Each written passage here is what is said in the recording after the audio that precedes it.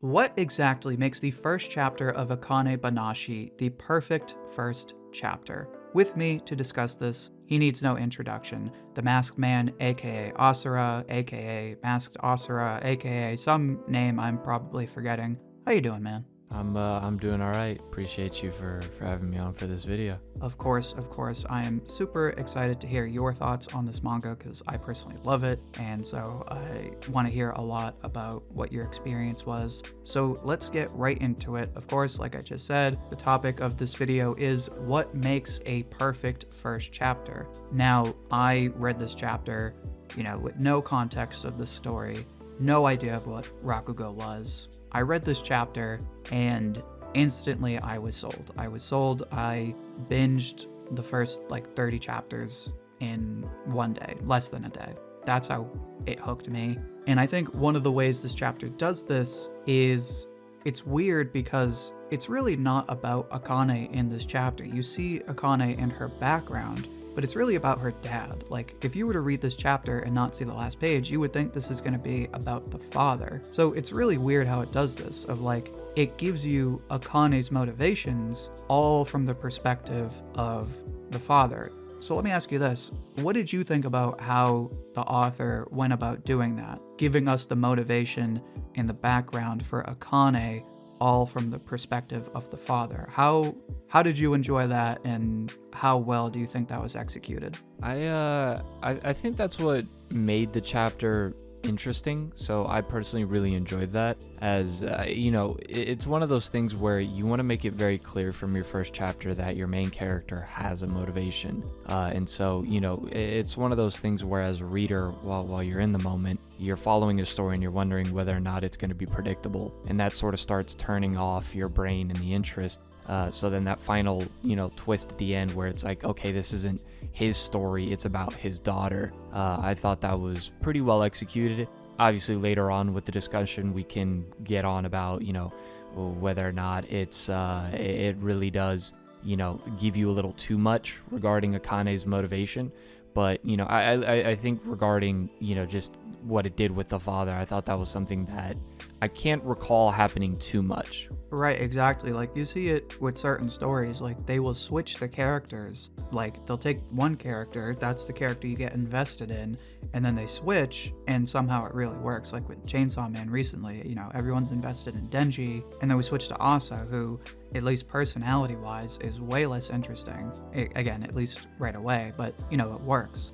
Now, when we're talking about investment, right? Again, it's just done really well of you have this great father-daughter dynamic between Akane and her dad, and I think the scene that does it for me is when they go home and the mother walks in from work. She gets the text from the Karen, and she's like, oh my god, this lady needs to get a life. And she looks at her daughter watching her father perform by herself.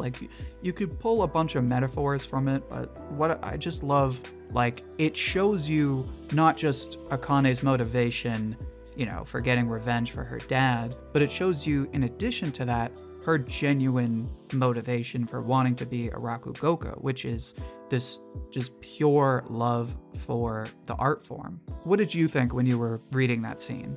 I think when it comes to that scene in particular, and this sort of speaks on the series as a whole up to this point, is it did a really good job of just sort of establishing this concept that, at least from where I'm from, I'm completely unfamiliar with, this sort of art style, this style of performance, and seeing the passion that a person can have behind that, even though, again, I'm completely unfamiliar with what that thing is.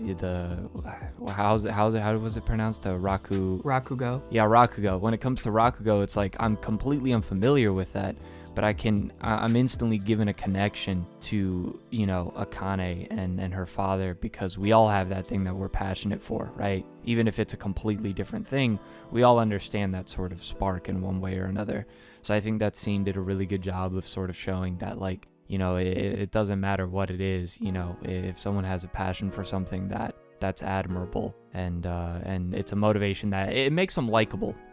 I think that's really what it is. I think that scene and really the entire first chapter really helps make Akane and her father very likable characters, which serves to the quote-unquote injustice that we see near the end of the chapter. That is a great transition, because now I'm going to bring up a point that someone might ask of, okay, this sounds interesting, but it also sounds like I'm kind of getting the whole story in the first chapter. So why should I keep reading if, I read this first chapter and I can already kind of guess what it's going to be? It's just going to be, this cool character doing performances for whatever, 100 chapters. Like, why would I want to just read the same thing over and over? Thankfully, what this chapter does really well, and it's something that a lot of great manga at least do well, is it establishes a great mystery, a great plot twist. Now, it's not as epic as, say, the mystery in Attack on Titan, or even, Dr. Stone. It's, in that sense, kind of mundane. But the word you used, injustice, is perfect for how it hooks you in, because you get invested in Akane, in her father, I'm trying to pay bills, I'm trying to, prove everybody wrong, I'm trying to do the thing I love, I'm trying to be the best dad I can, a cool dad for my daughter. And then you have this senior Rakugoka, Isho, just come in. So for context, the dad, he has to do a promotion test, he has to perform, and then he gets the approval so that he can become a professional. In Isho, one of the judges comes in, everyone just applauded for the dad. They're like, oh my God, that was awesome, that was hilarious. And Isho comes in, he's like, yeah, that's terrible, you're expelled. And that is pretty much it. And he doesn't give an explanation, he doesn't give a rating, he doesn't give a review.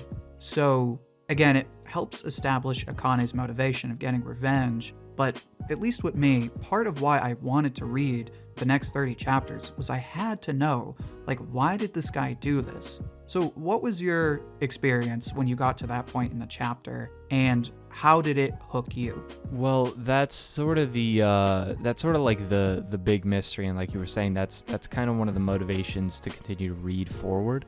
And I remember somebody told me this. And it's interesting because you could also apply it to the protagonist, and some stories do this as well. And that's you don't always want to tell the audience what the motivation is, but you want to make it very clear, at least that character has one.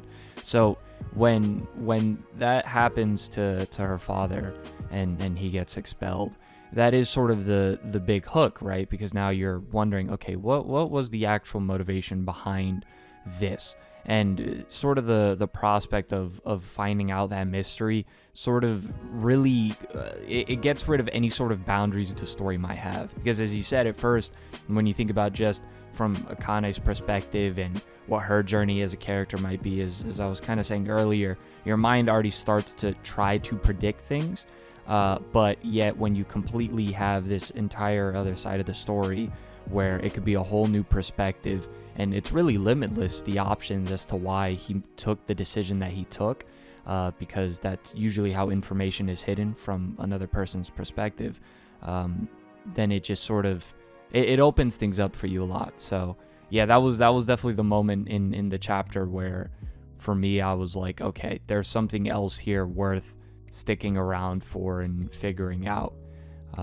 If the journey of Akane and seeing her improve through her craft wasn't enough. Yeah, and the other thing I'll add is, this is a very light-hearted series. There is tension. You will have these mini arcs of okay, she's got to go perform at this place, and she's got to figure out what her senpai is trying to teach her, and then she's got to learn this skill, and you'll have these little mini arcs. But I think without this twist with the villain or the antagonist, there wouldn't really have been tension in the broader narrative, which is another reason I really like this twist, because again, it's a comedy series, but you find yourself invested because there is this tension in the broader narrative. So it makes it just that much more appealing to a wider audience. Would you agree? Yeah, it definitely adds tension. It keeps things interesting. There's an end goal. It doesn't just completely feel episodic, it doesn't feel like there's a point to the story, it feels like, with that. And I think the reason why I use the word injustice is because that's one of the most common things that'll get people upset. So if you can get your audience upset and give them a character that they can dislike, then ironically they're going to want to stick around to see what happens to that character. Now, let me ask you this. I've been telling you what I like about this chapter, why I think it's the perfect first chapter. is there anything else that you took away from this chapter, or is there some way this chapter impacted you that got you invested that I haven't mentioned yet? Out of what we sort of talked about, not specifically because I think we really hit on all of the main things. Although, again, I sort of spoke about it earlier, just the ability to get me invested in a story despite it being about something I'm completely unfamiliar with. And I think in any other setting, I probably still wouldn't have cared for. I find that to be pretty impressive. But overall, I think it just does a really good job of establishing what it needs to establish and being a really effective first chapter, which is a lot, easier said than done. No, yeah, for sure. I think the art of writing a great first chapter is very underrated. I think with a lot of these new series that don't make it, especially in Weekly Shonen Jump, they'll write an interesting first chapter and then it kind of falls off. So in retrospect, you're like, well, was that first chapter really that good? So let me ask you this. As you were reading the rest of the story, how did that first chapter influence you, and how did your perspective experience with the series change, if it did at all? I would say I think just based off of the first, because like any series with its first chapter, you're really limited, right, in terms of information. You're given your basics and then you're just off to go.